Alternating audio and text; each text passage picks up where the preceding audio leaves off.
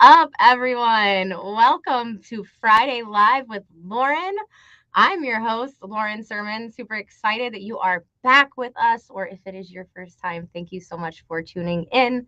Every week, I bring on a special guest or two or three, depending on the episode, and we learn, we laugh, we level up together. Today, I have a repeat guest on the show, all the way from Serbia, y'all. Are you ready? Let me introduce Miss Ivana. What's up? Hey, thank you for having me. Yes. Okay, first off, follow the instructions down below. Go follow her and her company, Authored Up. If you have been here before, Ivana, I can't even remember which episode, what number it was, but you were on with Evan.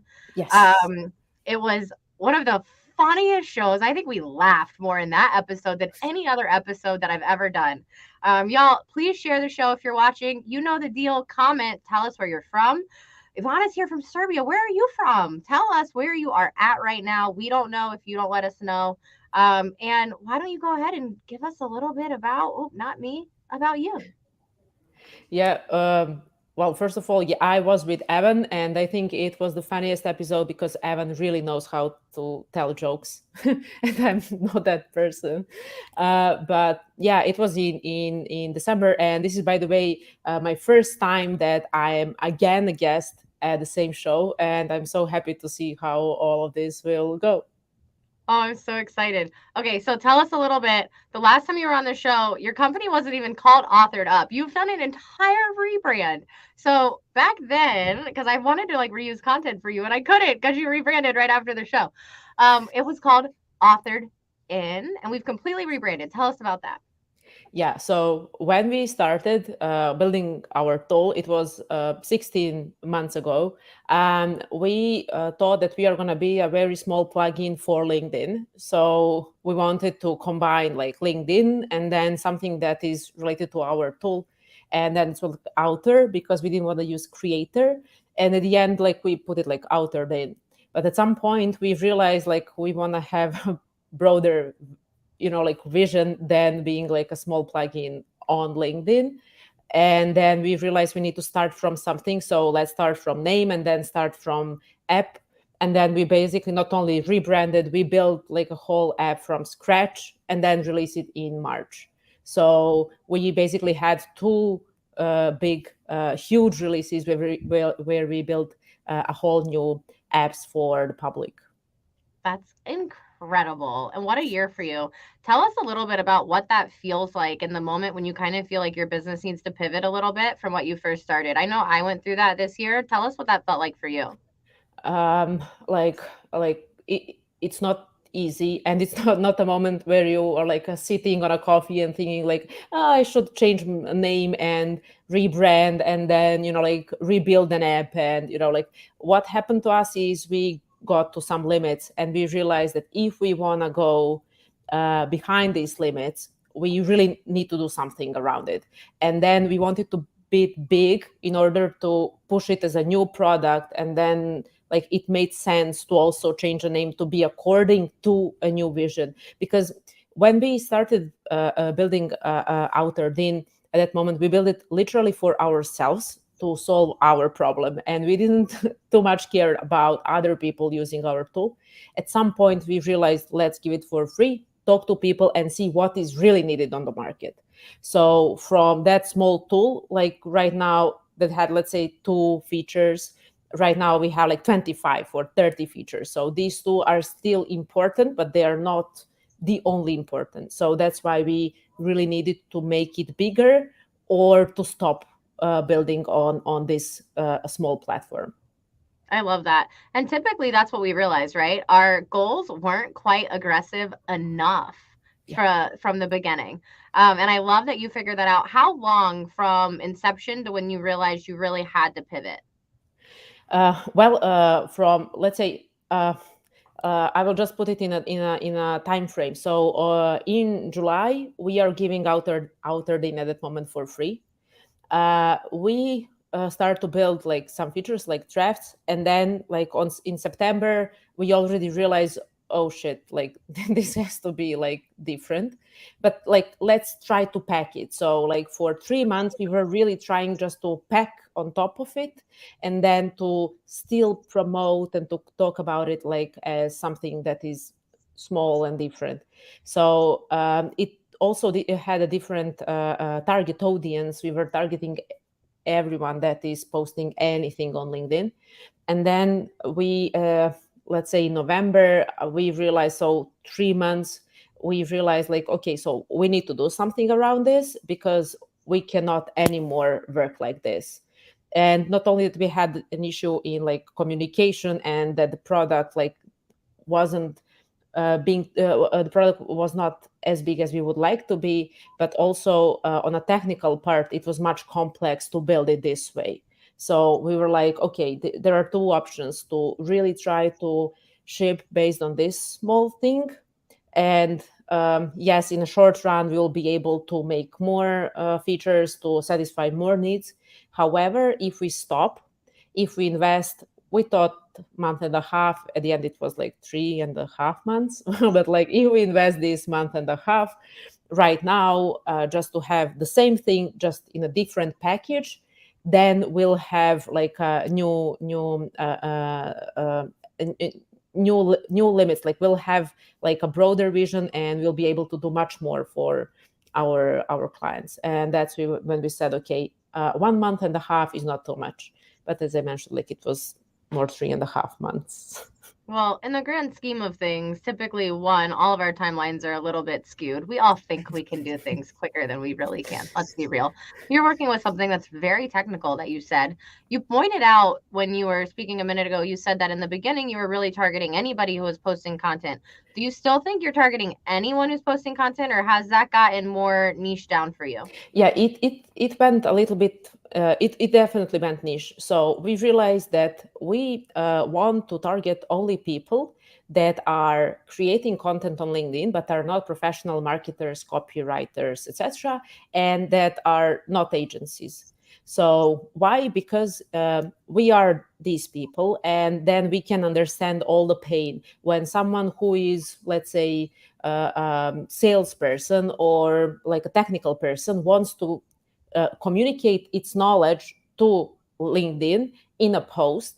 They don't know all these copywriting techniques, and they don't need like to ship or to like to 20 different platforms. They what they really want is their thought communicated, built a smaller community. We are not targeting like huge influencers or something like that, but like it's for real people that are looking for a tool that is going to expand their potential reach, and also to help them do content in shorter time.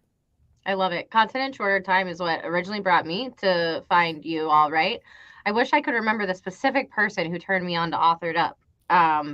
But back then for me, I was storing all my content, all my ideas in my notes app on my phone. It was miserable for me. And I couldn't remember what I had used and what I hadn't used. And I needed a system. And when I found AuthoredUp, it quickly became not just a place that I could store my content, but it was somewhere that was reliable for me, that I always knew was going to be there. And then when you guys started rolling out all the updates, it was like, oh, I don't have to pay for Shield anymore. Okay. And then all of these other things that I realized. And obviously, I'm so happy you guys are to the point now where you're charging for this tool, because I've thought for months that this was something that I would have been paying for, right? So when you guys came out with the paid version, I think it's really incredible. And if you guys aren't already using OfferedUp, I do highly recommend you try it, test it out. I will share my screen with you all maybe in a little while and try to show you a little screen share of that. If you are, I don't know, Jeffrey, who's messaging me, I'm sorry, we're live right now. I can't get back to you. Sorry, Jeffrey. All right, we have a lot more topics to cover. Really quick, I want to say what's up to everybody who's tuning in. Dean, hi from New Orleans. I love that. You posted a really pretty, I think it was a sunrise picture on my timeline the other day. Hi, Mom. Happy Friday. Thanks for coming. Hello, hello. We got Dallas, Texas in the house. Erica's here from Cleveland. Melissa's here from Bellingham, Washington. That's very far away from me. Pakistan, even further. Trevor, check it out. Yes, Trevor, you're a huge Authored Up fan. Trevor's in the house. Mike, I think, is an Authored Up fan. Look at all these people. Melissa's tagging. Thank you. Katie Penner's in the house. What's up, Miss Katie? The world needs more Katie Penners. If you didn't see my post the other day, go check it out. Amber's in the house. I think Amber's an Authored Up user. Giano is here and Paul showed up. What's up, y'all? Thank you so much. Oh, we got one more Liz McEwen in the house. Hola, Liz. Oh, Trevor's here. Okay, y'all, you guys are amazing. Thank you all for showing up. We got a lot to talk about. We're going to keep going. So, we talked a little bit about the journey of Authored Up so far, how we've kind of rebranded that, what all you've had to do. But let's really dive into all things content because content is kind of what your whole company's built on, right? Yep. Content on LinkedIn right now. Yes. LinkedIn. So LinkedIn yes. specifically, y'all. I know you could be watching on YouTube or Facebook, but we're talking about LinkedIn Yeah, today. yeah, yeah, yeah, yeah. We are talking about LinkedIn. So yes, so we are all about content and all about understanding the trends, what works. Given that we have our analytics features where you can collect all your historical posts, we also have a pretty high pool of data that we are right now analyzing to personalize some ideas. But the content game, as I call it, like is really becoming competitive, and we see right now not only individuals that are starting to post on LinkedIn, we see companies that are promoting their corporate influence programs. We also have companies that are doing employee advocacy programs or they're trying different pilots. So it seems that, and also we see people from, for example, from Twitter in the past 6 months that are also jumping in to LinkedIn. So the pool of creators expanded in relation to total number of people that are active on LinkedIn. However, there are differences between different markets or topics that you are covering. Like some topics are much more competitive. For example, sales, I think that's the most competitive, or like LinkedIn, anything LinkedIn related, LinkedIn trainings, LinkedIn insights. So that's Yeah. like probably the most. We did a research like what is the most common word in all our like a few million posts, and it was LinkedIn. So LinkedIn. yeah, that's the first one, and then the second one is marketing, and the third one is sales. So We it like to tells talk you a about lot. where we're posting, right? Yeah, exactly, exactly. I So really think it's kind of interesting. A few years ago, when like TikTok was first getting big, everybody was talking about this. How you make money on TikTok? We're all teaching people how to make money on TikTok. You're really going to see a big wave of people who that's how they start making their money. Is this is how you make money on LinkedIn? I think we all already know the few that I'm thinking of in my head of the people who teach you the very repetitive ways of how you make money on LinkedIn. But y'all, we're going to talk about it in a minute. There's a lot of new tendencies on LinkedIn and some of those things that you were learning that did work aren't going to be quite as effective anymore. So, the other thing I want to talk about when it comes to all things content is the fact that while you shouldn't just blindly repurpose your content, you can repurpose your content for multiple platforms. You don't have to make 100% unique things for any platform you want to post content on. I know we're talking about LinkedIn. I mainly post on LinkedIn, y'all, but I still post on Instagram. I still post on other platforms, but the majority of where I get my thoughts and my ideas and my content still comes from LinkedIn. So remember that. Don't blindly repost. Your audience is going to be a little bit different. That's why Ivana wanted to point out that we are talking content on LinkedIn. If you go take all the things that we're talking about to Instagram or TikTok or Twitter, you're not going to get any great results from us and you're going to be sorely disappointed. So that's, I mean, really content is king right now, right? yeah, yeah, but the content that is what we call like about me, like how I content, so how you personally did something, but not lying to people, like how I make 400K per month while you're not making like anything close to it. Or so content that is personalized or insights that are from your experience, like for example some examples or templates, like something that really you really used and you didn't create it via ChatGPT just for the sake of post. And then also like something that is super actionable, but not actionable like let's say like post 30 times per month, which Lauren can talk much more later about. So like setting some tasks for you, but more like how to get from stage 1 to stage 2. And then when the person consumes that post, it can be in carousel, in pd, in text, with an image, yes, no, whatever. Then the person can literally take that and then make it useful for their use case. So that's where the content is going. That is, content is the king. What is not content is the king is definitely going to ChatGPT and telling, like, write me a LinkedIn post about startups, or copying someone's post. We are seeing that as well, or Mhm. lying. Does anybody else hate that LinkedIn rolled out the AI start my post feature? I'm like, y'all, this is the worst thing ever. Yeah, It's so yeah. bad. At least now when I get a DM and it's an AI, like an AI DM, I don't know, it tells me now. LinkedIn like at least tells me. So thanks for that, LinkedIn. Okay, Trevor's in the house. Katie, thank you for coming, Katie. Okay, Melissa says, I appreciate organizations like this because it helps people like me bridge the grammar gaps. Yep. That happens. Jonathan said, hey, now, Jonathan's coming on the show. He wrote the book, The Least Likely Millionaire. He actually will give you tips on how to make money online, and some actionable takeaways. So definitely recommend that. Paul's giving some people some tags. Thanks, Paul. Paul says, love that. I only talk about my experiences and share stories, experience over theory. Correct. Data can be misleading. And Paul, if you're giving people advice and it's the wrong advice, they're gonna come back. No, I'm just kidding, not you, Paul, but you know what I mean in general. Man, I get so nervous. I'm like, listen, I am not a lawyer. Do not take. No, I'm just kidding. Okay. I'm curious. Is Authored Up a form of AI? I have it, however, I haven't used it. All right. Why don't you give Paul the lowdown? Yeah, so no, AuthoredUp is not anyhow related to AI content. Is if you have your thoughts, if you have your ideas with AuthoredUp, you will make your content much, much better than it is at the beginning. And also it will help you to understand your data, your LinkedIn content analytics, by just analyzing and putting them in graphs. Yes. And it's really let me see. I don't know if I can like show you guys while we're live. I'm gonna try really quick. LinkedIn hates when I try to do fun stuff like this. Oh, that person who messaged me while I was live knew we were live. Get it, girl. Okay, we're getting it. We're getting it live. All right, let's see. I want to show you guys Authored Up really quick. So share my screen. I didn't know I was gonna do this, y'all. I'm trying to be nice and show off the tool. Here we go. All right, can you see? So this is where you can have your drafts. You can open your drafts. Y'all can see I got a number of open drafts in here. I don't want to show you all of my stuff. You can come in and see your analytics, your impressions. You can see in the past week how many impressions I got. My engagement rate is dropping because y'all haven't really shown up this week. Let's be real. In the past year, you can scroll back. You can look at everything. This is your total. You can look at your averages. It's got your growth timeline. It's got our whole, there we go, the word cloud. Look, my number one word is LinkedIn. Ivana is right.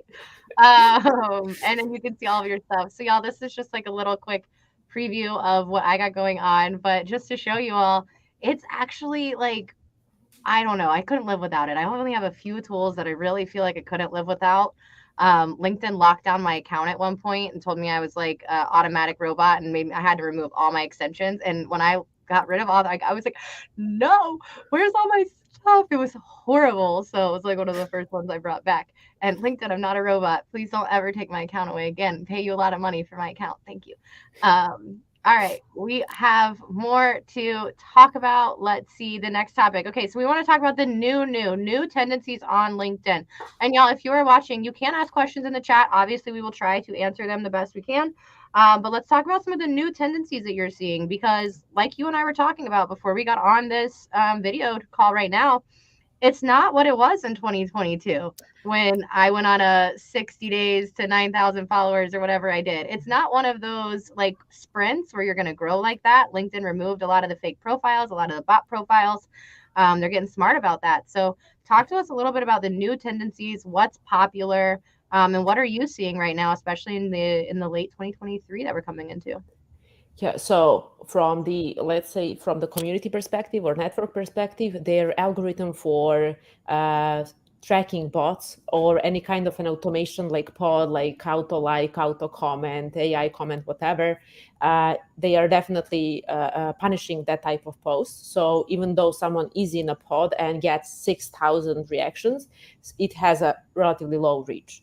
So, and also they made some even requirements. For example, like the comment has to be at least 8 to 12 words to be seen as relevant, and in these 8 to 12 words you cannot include stuff like good job or tag a person or something like that, which Nice is, for post. example, yeah, nice post. Yeah. So those kind. So that's regarding the community. We are seeing a different type of collaboration, and it's more on level of big profiles where they are making some relationships obviously outside of LinkedIn or in DMs. It's not an automation, but for example, they agree to support each other. Sometimes it's very open, and you can see who is supporting whom, because whenever one of these persons post, all of them will be in comments. So, and sometimes they are not that open, but those are the things that you see, that like collaboration is a bit different. Then the thing that we really saw is that on average number of ads in a feed increased. So yes, it means that there is less space for organic content, which means that the competition is going up. And again, with all of these tendencies of corporate influencers and companies that are literally making gamification systems for their employees to post, um, we are really seeing more and more people creating content. So we are seeing competition going up, and that's why you cannot, like, I cannot identify easily a post from a person that has, let's say, less than 5,000 or 3,000 followers getting, let's say, 50 or 100 or 200K impressions. And that was something that was very or relatively common, like in the past few years. And based on these huge impressions for one post, they would get a lot of followers back. So that's how they would grow their profiles. Do you think a lot of these changes have to do with how many new creators are coming out on LinkedIn right now? I think yes, and I think that LinkedIn really is getting into the fight with automation tools and with anyone that is really trying to game their system regarding the as you mentioned, like they removed a lot of accounts. They are really right now, even if you try to make new accounts are usually going through some kind of KYC.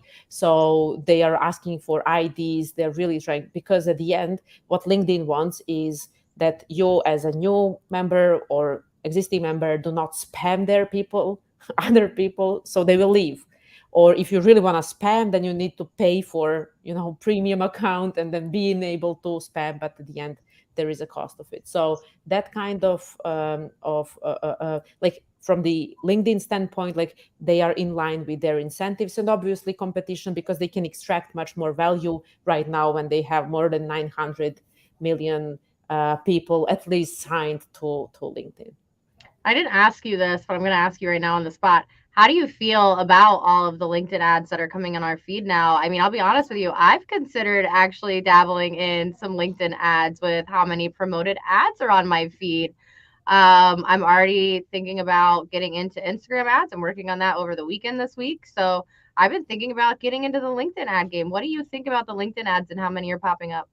Yeah, so first of all, I'm seeing them more and I started to look at them, and I think that ads are becoming better. Like they're in like I remember that I was getting like BMW or BMW ad like for years while I was a student, and I know that I definitely couldn't be able to buy that car, but like I was getting that ad constantly.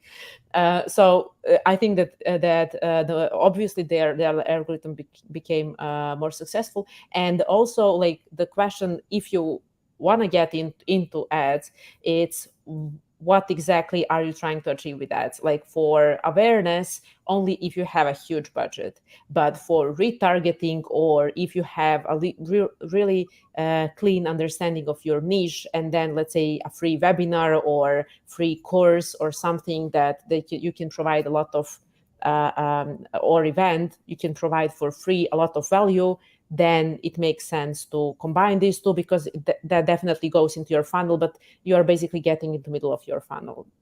100%. I'm thinking about using it to promote the accountability group, which we will talk about very soon. Yeah. Okay, Trevor said that he is actually here now. Thanks, Trevor, for coming back. Appreciate that. He said that Authored Up is legit and get it. So Thank if you. you need any other recommendation than that, Paul says that he is definitely not growing through Social Saturday anymore. You know what, Paul? I'm sorry, I got off that train a long time ago. I think I did like 2 weekends of Social Saturday, and that was more than enough for me back in the day. It just wasn't for me. Hello, we are good. Thank you for tuning in. Trevor says new creators are good for the platform. I agree with you, Trevor. But I will say I think you have to be super intentional in seeking out new creators because our feeds are so bogged down with the same people that we see all the time. And like Ivana said, we support a lot of the same people over and over again. Trevor, I love showing up for your posts. When I see you, I always show up for your posts because I want to support you and I enjoy your content. However, I normally actually go look at the comments on your content to find new people to follow because I know that you have a very diverse feed and that you have people in your network that I would never find. So I specifically look for people like that, like you, Trevor, and like you, Ivana, that I could go find other people to learn from that I wouldn't find in my network. And I'm going to challenge everybody watching to go do that today and go find someone who's a second or third connection and go follow and interact with them. Hello, Cheryl. Thank you for tuning in. Trevor says that the thought leader ads are cool. Trevor, I don't know if I've seen one of those. Can you tag me on an ad? Is that possible? Comment and tag me on one. I want to see. Paul says, "Oh, I did it too, Lauren. It wasn't quality connections. Definitely focusing on quality over quantity. I've deleted thousands of connections." So, Paul, I got really good advice when I was first starting to create on LinkedIn, and I like to remind people this: just because somebody's going to follow you doesn't mean they need to be your first connection. Especially as you grow on LinkedIn, because LinkedIn does have limits. I'm probably going to hit the 30,000 follower count very soon. I'm close to that. Snaps. However, I was very, very strategic in how many people I actually connected with. And I think I'm still sitting under 16,000 actual connections so that I have plenty of room to actually grow my network with valuable people who will provide me quality connections that might actually purchase from me, things like that, right? Not just the people who, sorry, but you'll never actually support my business. Yeah. Um, Amber, I find new creators when they content on my posts. Yes, Amber, you're a great storyteller, so you get a lot of people who read your Yeah. posts. Thank you, Lauren. I'll look. Yes, Trevor, go look. Go find some new people today. All right, y'all. We are like halfway through the show. We have so much more stuff to talk about. We're gonna do a really, really quick halfway video. We're gonna show you who's coming on in the next few weeks. Y'all, we have so many exciting guests really quick. If you are going to SaaStr, comment right now. Katy Perry was in the or Katy Perry, Katie Penner's in the comments. She's going to SaaStr. I know Riley and Marin. Ivana, have you ever thought about going to SaaStr? Yeah, like yeah, but like I need a visa, and I'm like I cannot get, like in 3 months of trying to get visa for that. So Okay, hopefully in the future. well, you can feel free. We FaceTime on WhatsApp whenever. The whole time I'm there, I'll walk around with you. You can live through me. We'll get you on Friday live on FaceTime, and you can like feel like you're on the floor. So we'll do it Thank you. together. All right, y'all. Here's the halfway show. Let's look at who's coming up in the next few weeks. Give Ivana 30 seconds to take a drink of water, and we'll be right back.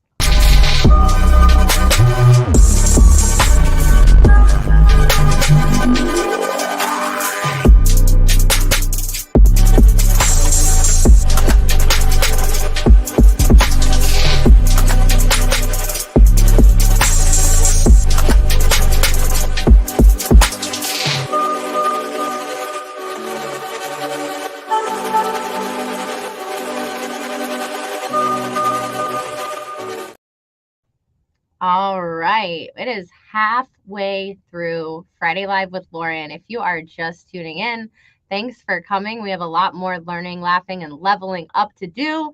I have a fun, phenomenal guest with me today. This is Ivana from Authored Up. If you are not using Authored Up, I don't know what you're doing and posting on LinkedIn. Like, go get Authored Up right now if you're going to create content on LinkedIn. It's literally a no brainer. Stop paying money for Shield, and Authored Up can do so much more than that. That's all I'm going to say about that.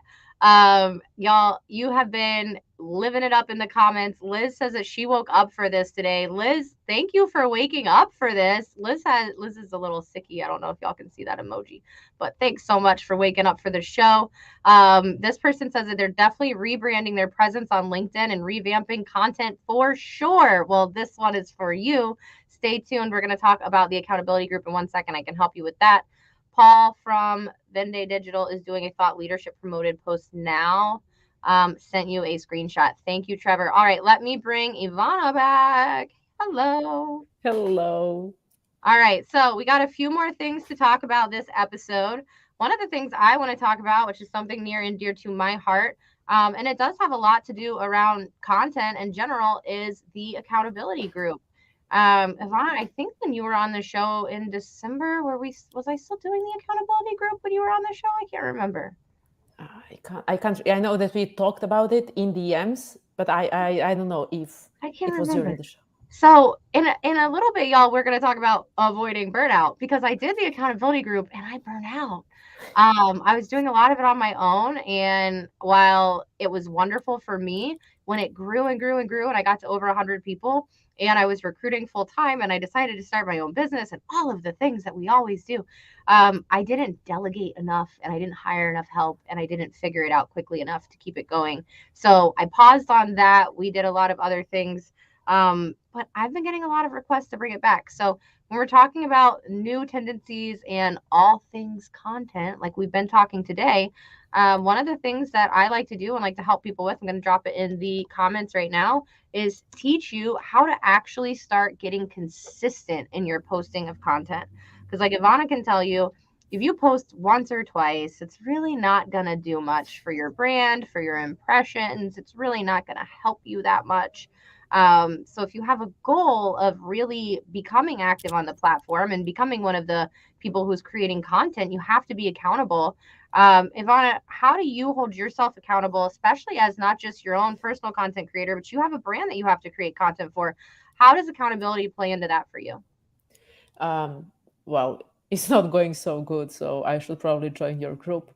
But the issue on my side was the priorities, because on one side I am creating, like I'm building an app for creating content, and on the other side spending a lot of time in on LinkedIn, in DMs and creating content, etc. I think it's first of all to define what is a content, if it is only a post, and then what should you do with post. My biggest problem that I face right now, and that I'm definitely open to any feedback, is that I like to respond to all comments and to all people that really joined, and they are really giving insights. It's not just like, like good job or nice post or something like that. Like they really are spending their time in comments to share something.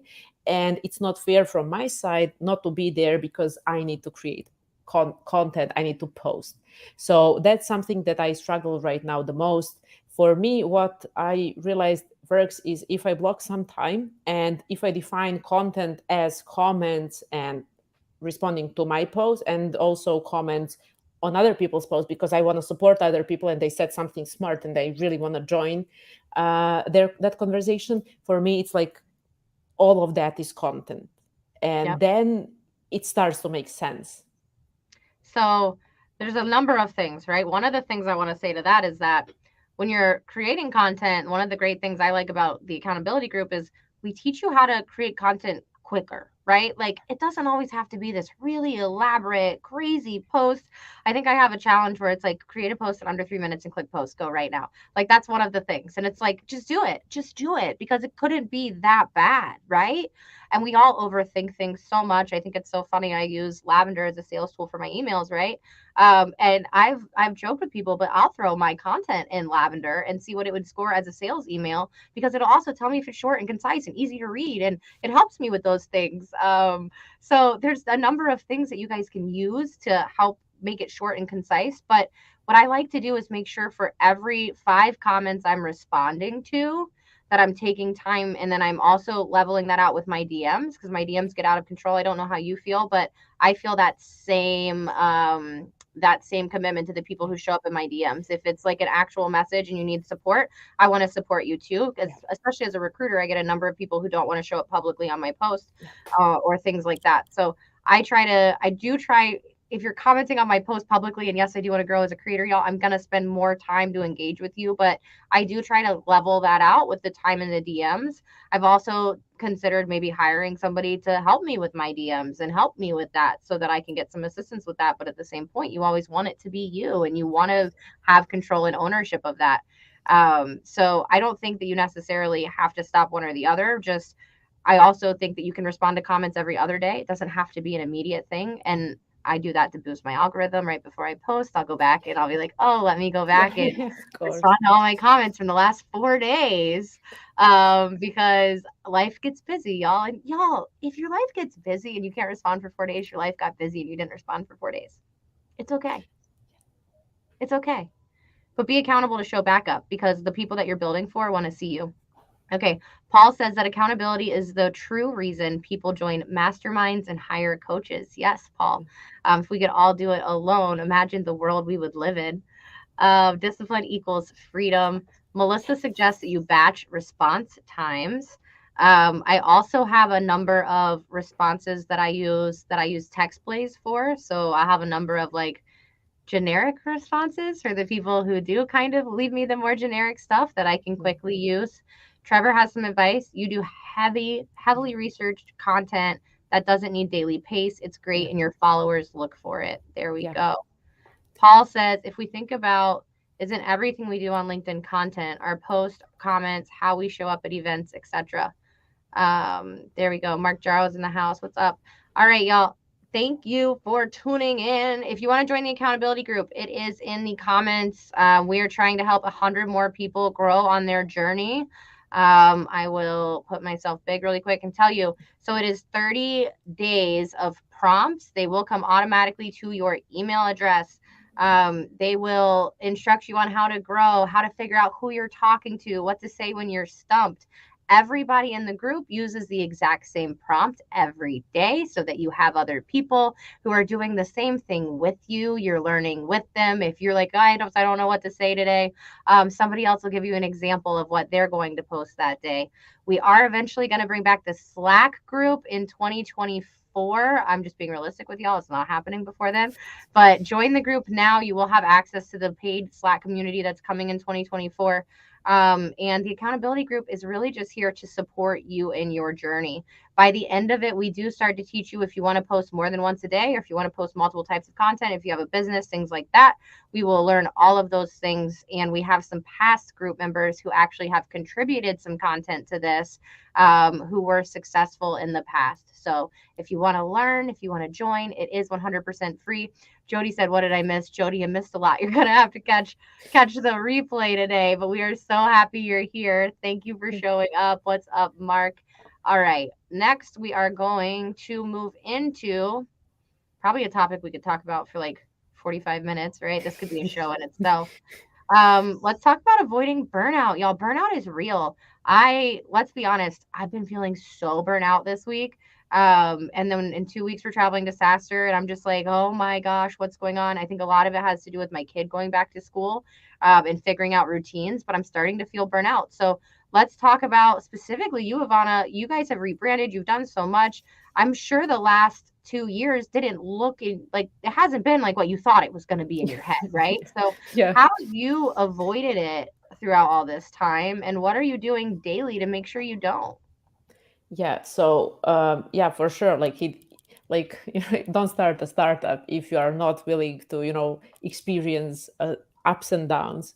And to be fairly honest, like I had moments where I was like really. It's not like I want to stop doing what I'm doing. It's just like I don't feel empowered or I cannot feel connected. So if you are talking just about like on a business side, how to not only to avoid, but when you are down, maybe you are not burned out, but like you feel that something is not good, is to first of all, first decision has to be like you need to start working less. So if you try to work more, it doesn't work. Like I tested, so I can tell from personal experience, like don't. And then even for that amount of work, let's say that you're working 8 or 10 hours per day, I'm not sure how much, but you say, okay, I will work like 60%, and then have 50% of that, like a few hours, like that are repetitive tasks that you feel good about, and then you are like, okay, so I feel that even only this I contributed, I feel that I moved the needle like a bit. So that's when you start, and then you need to think about yourself and about your mental health, and that's a totally different topic. 100%. I think a big part of it is also making sure that you're keeping up with your self care. I think I can really pinpoint the exact point this year where I kind of let some of those things that I normally do for myself fall off. Yes. Y'all, we're busy. We have families, we have kids, we have lives, we have jobs, we have commitments, we have all these things, right? Well, the first person that I started to let down was me. And in stopping to do the things that gave me those mental breaks and helped me keep the right mindset, I started to fall down this tunnel of, is it worth it? Right. And I think I got there. And you never want to be there, especially as a small business owner, as a founder. You don't want to be there. And I'm really thankful I have a million people in my corner who support me and pull me up and all of these things. But you also have to recognize when you're getting burnt out, and you have to be able to say to people, like, hey, I need some support and I need somebody who's been there. Sometimes that's all you need, is somebody who's not just there to support you and say, "Oh yeah, Lauren, this really sucks," but somebody to Yeah. say, "You know what? This is what it is like as a founder, and this is what you're gonna do, and this is a swift kick in the ass," so that you feel a little bit better. Because at the end of the day, it's supposed to be challenging, or else everybody would do it, right? Um, One, sorry, one point, like I have a co-founder, so as we are working together for like 5, 6, 7 years in different companies positions until we became founders of AuthoredUp, like I started to, to ask proper questions, and he also is asking me proper questions, like about yourself, about myself, and he's like, and when he sees that, like you know I'm working, but it is not that what I should do. Then he's like, why don't you just stop right now? Like, I'll take over and you go and have some fun today afternoon, like, and something like that. Or when he doesn't feel okay and he's like, I will stay at home. We are, by the way, working from the office, and that's our decision. And he's like, I'll stay at home. I'm not feeling like really empowered today, but later I will start working. Like, take a day off, like, you don't need to. So that is the moment where you are like, okay, nothing will happen in these few days, and at that moment you need to do something for yourself, whatever makes you feel good about yourself. So that's what really helps me the most out of everything. I love that. Nothing's going to burn down, y'all. You're not a firefighter. Nobody needs brain surgery. You don't need to go run in for the rescue right now. You can take 12 hours. You can take 24 hours. You can take a beat, take a minute. Trevor says that he hit a wall yesterday. There you go. Stopped working. Dude, I feel you. Some days it's just like, nope, I'm done for the day, and that was it. And sometimes, like, I can't always just stop, Trevor, but sometimes I just walk downstairs and I walk out in the sunshine and I just stand in the sunshine for 5 minutes. And I bet everybody's like looking at me from the windows, looking down in the office, like, what is this crazy girl doing? And I'm just like, oh, because sun, I just need 30 seconds of sun. I feel so much better. I can come right back in this little dark podcast room and keep working. Paul says, one of the things that helps me is become clear and intentional with my non-negotiables. It went from a list of 10 to 2. Burnout, in my experience, comes from a lack of organization. And welcome to the life of an entrepreneur, especially in the beginning. Yes, Paul, I'm definitely a little bit unorganized, but that's just because I'm trying to take on too much stuff at once. So working on that as well. Melissa says, so many get to the point, but we must keep each other accountable and see beyond the smiles to call the bullshit when needed and have a support network. Yeah, like you're saying with your founder, sometimes you just have to look at people and say, it's okay. You got this. You need a minute. Go. Um, Jody agrees that support is my why for LinkedIn. Liz, just at me next time. Liz, you've been sick. I've been trying to leave you alone. But how amazing, y'all. I have multiple people on LinkedIn that I've become such good friends with that they're literally like, Lauren, let's talk. And they're in these comments right now. And I've met most of these people on literal LinkedIn. LinkedIn will change your life if you will let it. Melissa says, I went school shopping with the kiddo and was grateful my phone died. I was incredibly present and relaxed in the moment. Melissa, I always tell people some of my favorite days of the year are days when my phone dies and I don't have a charger, or like I forget it somewhere. Maybe not forget it somewhere, but forget it at home or something. Because it's just it takes me back. I'm gonna age myself a little bit, but when we had like landlines and you didn't get to just talk to me because you wanted to talk to me in the moment you need it. Like, no, it's my prerogative too. So I feel you on that, Melissa. Um, all right, some final tips on avoiding burnout. For me, I'm going to let you go in just a second, Ivana, but for me, some final tips on really avoiding burnout is one, being able to talk about it, right? You have to talk about it. If you want to admit that you're getting burnout, you're going to burn out even faster. Like Ivana said, don't throw yourself back into the work. That will not avoid the burnout, that will just make it worse.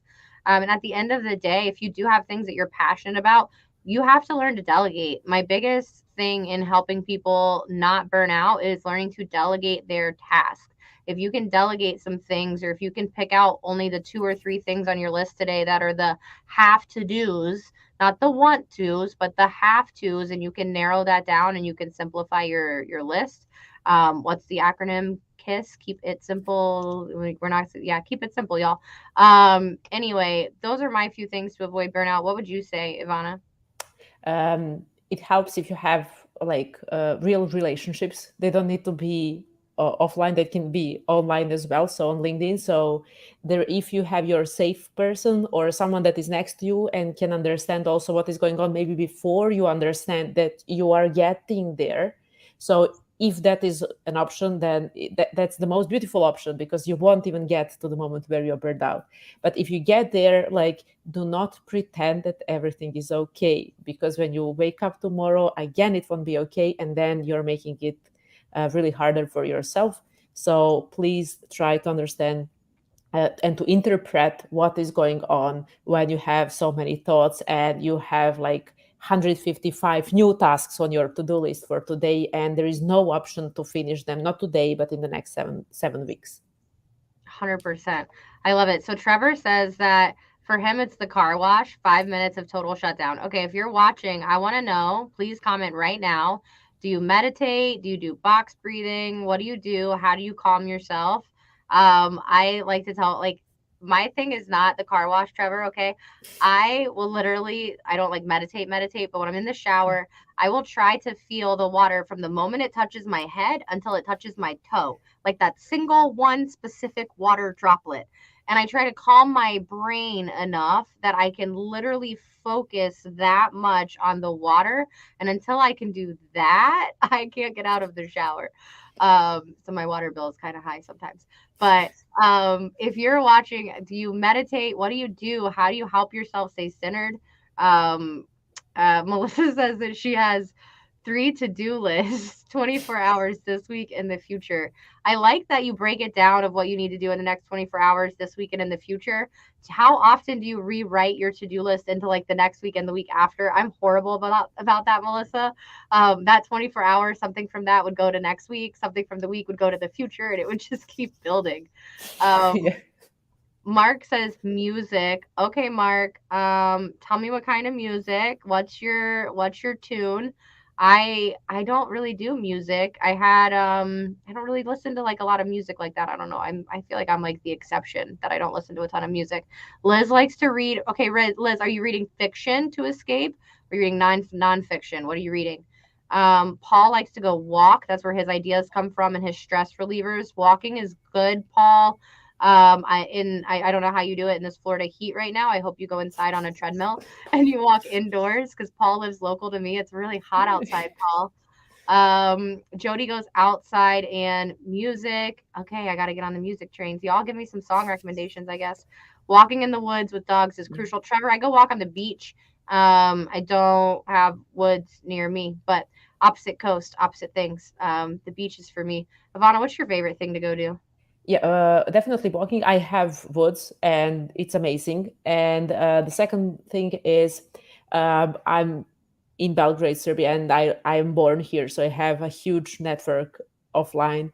And for me, is being like taking a coffee with someone or having a walk with someone who, my best friends are clueless about my job, so they don't understand what I'm doing and I don't understand what they're doing, and we are never talking about it. And then you start to talk about stuff that are different or more or less important, but you forget totally that there is a job part.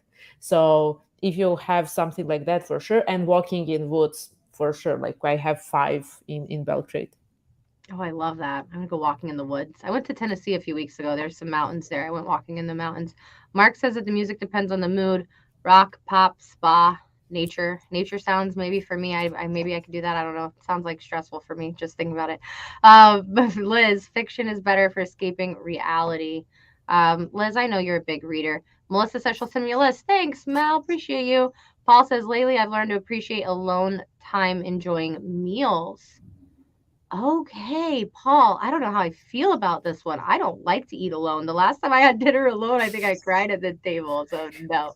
Paul, we got to talk about that one offline. You got to teach me your ways of being calm and collected at dinner by myself.